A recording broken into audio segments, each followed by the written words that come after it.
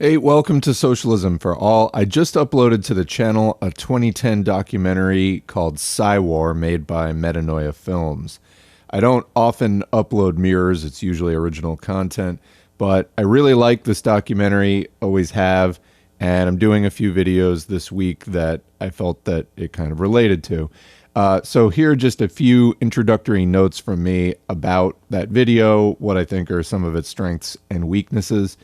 Overall, I think it's an excellent history of sorts of the relationship between capitalism and the public relations or PR industry, particularly in the 20th century, the ways that capitalism employed these sort of mass media mind control services, mind control in quotes, obviously, but public opinion shaping services, firms, gigantic research firms. It's a huge industry to manipulate the people of the USA. So, one of the things we try to figure out as socialists is like, why isn't there a left? How can we build the left?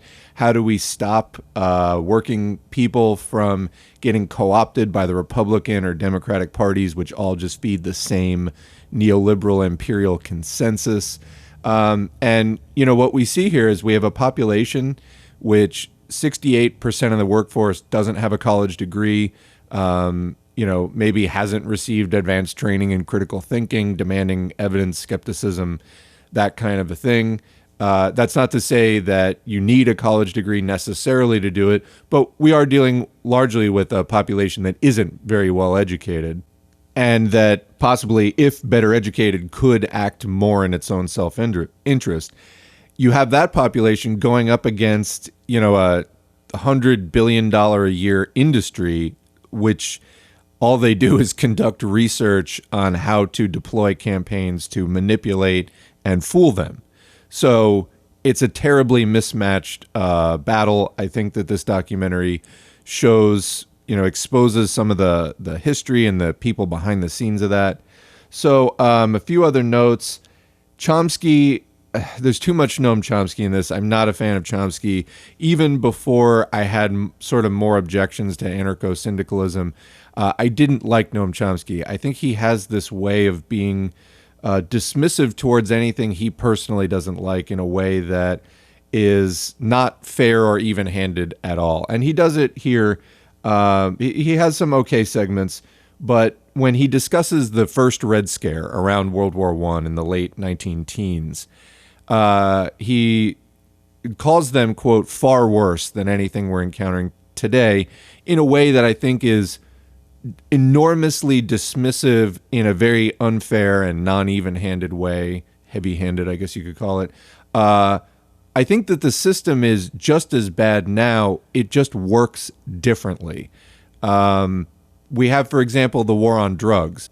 That's about as close to outright mass political repression as we have had in this country. They just figured out how to, basically during the Nixon administration, they said, what activity do our political opponents engage in that we can criminalize? And they came up with the war on drugs as basically a way to throw the hippies and blacks and, et cetera, people who were not part of the silent majority, the white reactionary base of Richard Nixon. And, we can lock them up. And that's exactly what the U.S. has been doing. So is it as spectacular as the Palmer raids and things like that? No. But again, I would submit that it's just as bad in defense of people struggling to organize today. They actually got a lot more organizing done back then. It was bad, and it did throw the left into disarray in the teens. But look at where we're at. Since the 70s, actually since the 60s, labor has been in decline. 1960 was the peak, and then we have literally had 60 years of the decline of the labor movement.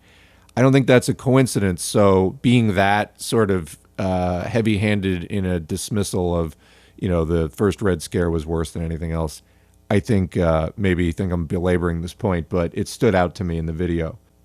A few other notes, possibly some romanticizing of Iroquois government. I am not as up on the Iroquois or Iroquois, as they call them in this video. I just felt that the main speaker they had speaking on the subject was overdoing it in his presentation. I didn't feel like I walked away with a very strong understanding of the nuts and bolts of the way that the Iroquois Nation conducted their governmental, societal decision making. There's lots of sweeping words about, that are kind of more values and principles rather than practices. Although, no doubt, this is a Marxist channel. Marx definitely drew from some of the examples of Native American cooperative societies and what he called primitive communist. In other words, before the class struggle and as we know it began several thousand years ago, societies that live more or less the hunter-gatherer lifestyle that existed prior to that as being a possible model for a more cooperative and participatory society. So that point is fair. I just kind of felt like the speaker overdid it a little. Maybe you'll agree, maybe you won't. Anyway, another point in there, someone mentioned the merchants of discontent. In other words, this is a strategy used by advertisers to push status symbols onto people who have no real social mobility in their lives. I think that this is an excellent phrase. I've been noticing this a lot. So you have in America a very unhappy working class and poor stratum of society. In some countries, people don't have as much material wealth, but they're not as unhappy. Like there's more of a culture of sharing and cooperation and just other things are more important, like family. In other words, they find some way to get some kind of happiness even without all the material stuff. Here it's like the exact opposite. It's this hyper focusing on material things and almost a total neglect and of those basic kind of social values that are actually more responsible for happiness, relationships and friendships and romantic relationships and family relationships, all these, community relationships. Those are the things that, material goods can sometimes facilitate those relationships. But usually in the end, it's actually socializing that makes people happy and, have a feeling of contentment. So this whole merchants of discontent thing of targeting, people to want things they'll never have materially and then hyper fixating on that. I see so much of it in poor America, particularly like poor rural America, just people focusing on, the lifestyles of the rich and famous, so to speak, things that are completely unattainable and becoming intensely miserable and intensely unhappy because they're unattainable rather than rejecting those bourgeois values that are being pushed onto them as like might as well be from another planet for their attainability and saying, well, we have each other, we have us, what can we do with that? And, I think that is a thing we need to do as socialists, not just to build solidarity for a movement, but just to enjoy our lives and not freak out and have so much mental distress is, a certain rejecting of materialism, not in our, ideological analysis. This is distinct. Marxism is a materialist analysis of history. It's not what I mean. I mean prioritizing material things as the key to happiness, not to understanding history, but as a key to happiness. That's definitely something that, we should not be seeking so much in life. Once you have your basic needs met, as they discuss in this documentary, a lot of the other things just become like clutter. I think there was a study, actually, I can't cite the source, but I distinctly remember reading. There was a study of like, once you make, currently in the United States, once you make $80,000, you have enough, like anything else just becomes kind of clutter and then competition among wealthy people at that point. It's enough to kind of like fulfill all of your needs. Now, I mean, that may vary from person to person, but the idea is seeing material goods as facilitating social relationships, facilitating self-expression, and creative expression and cultural expression and things like that.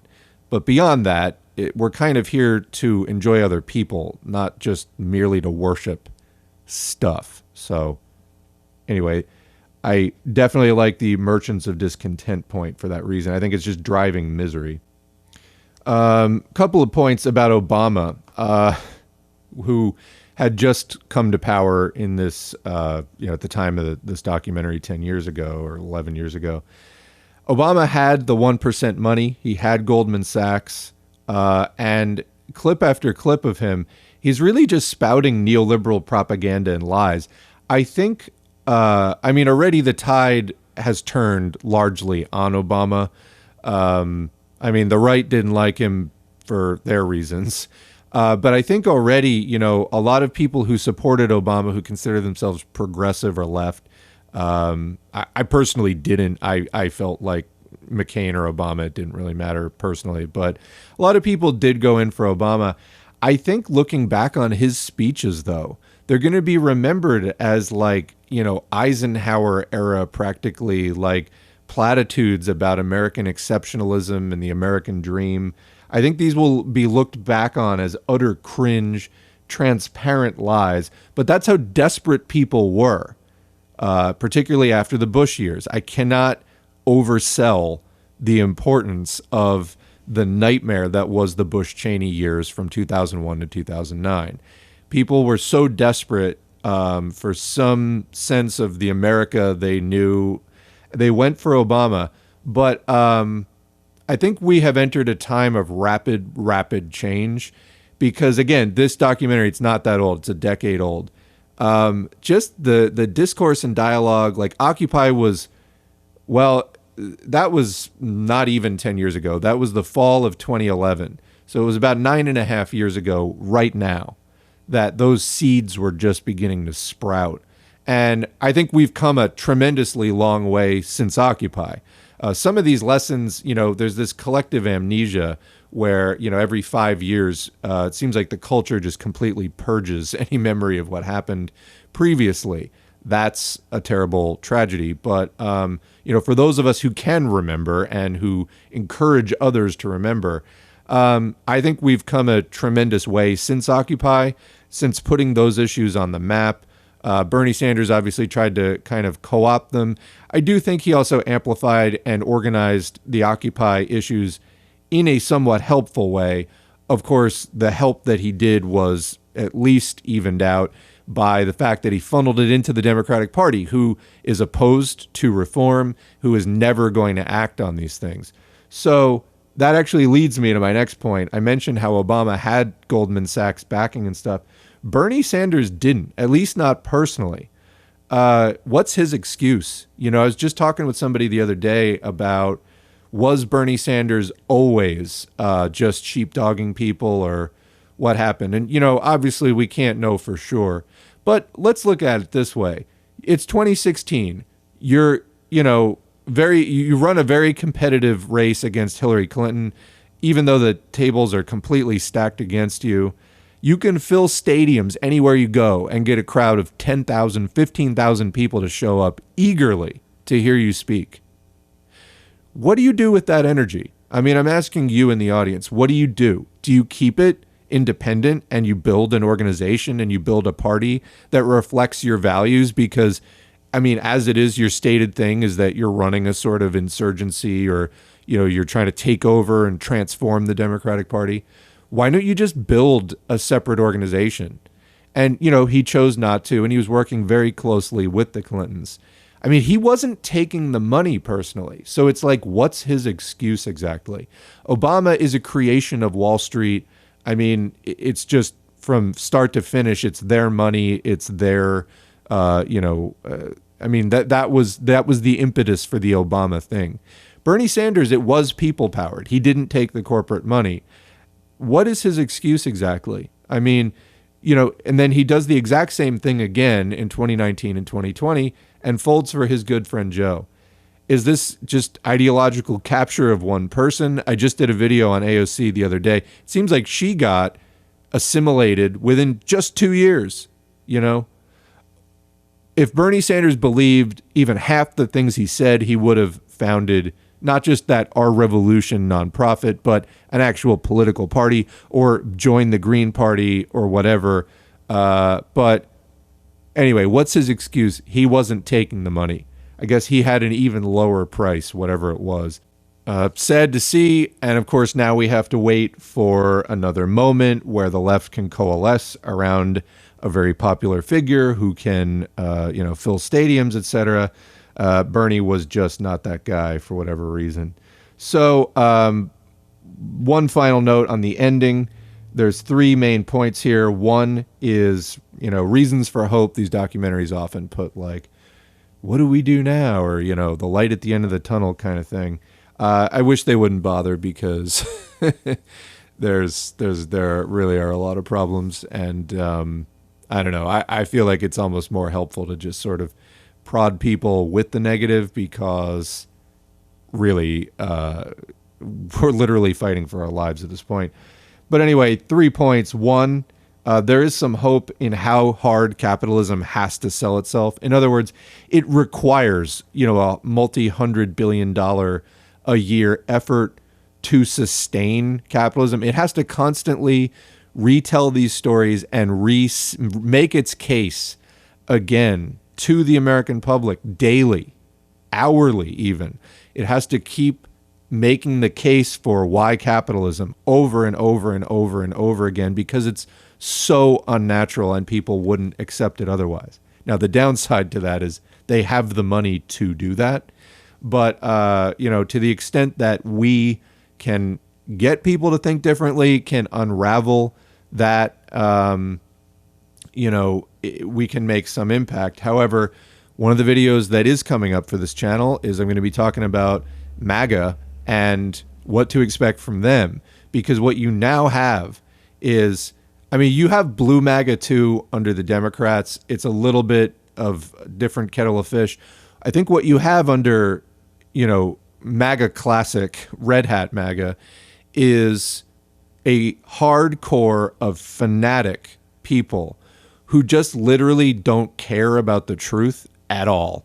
It's like these people are the logical conclusion of this entire system of a century of organized, propaganda warfare, assaults on intellectualism, assaults on education, assaults on critical thinking. You wind up at a place where with a people who just don't fucking care. You can't convince them because all the switches in their brain are they're broken or turned off or disconnected. The wiring is just disconnected. They're just running on pure emotion. And this is essentially the fascist. There's a lot of things written on irrationalism, the connection between irrationalism and fascism, that it's this sort of like mythic drive, this mythic quest for eternal power that, lies somewhere in this realm outside of history that they're sort of trying to tap into. And it's not a rational process in the slightest. And once people go over to that, it can really take a lot to pull them out. And, again, once they stop listening to reason, it's kind of up to them to turn it back on. We now have a mass movement of such people.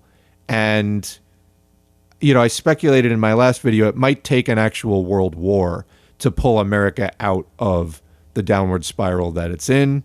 I'm just putting that on the table as that's entirely possible, that there is no turning back for the United States at this point. The United States obviously isn't the center of the world, hence, a world war. But this whole thing they've got going on with the Democrats thinking, well, attack on the U.S. Capitol, we'll impeach Trump and we'll throw him off of Twitter. Problem solved. No, not even close to being solved. Not even close. Anyway, we'll come back to that in another video. And I guess on that note, I'm going to wrap it up. These were long comments, but those are my thoughts about Psywar. I think it's a great documentary. Go check it out right now. It's on the channel at Socialism for All. And that's the video. Thanks to our current patrons whose names are on the screen. If you'd like to get your name on the screen or just support us financially, you can go to patreon.com/socialism for all and sign up for a monthly donation. You can also follow us at facebook.com/socialism, the number for all. Used to have a page at FOR all, and it got throttled to death by Zuck. Here on YouTube, please click the like button, subscribe button, and the notifications bell. Please leave a comment if you can, and please share our video wherever you're online, your Twitter feed, your Discord servers, Reddit subs, etc. All of that helps more people to see this content, whether it's in the YouTube algorithm or just posting it on other sites. All of that's helpful. All of you out there supporting and promoting this content makes it all go that much more smoothly. We need to end capitalism, normalize talking about socialism today, and it's really kind of our only hope for a better tomorrow. Thanks for all you do, and we will catch you in the next video.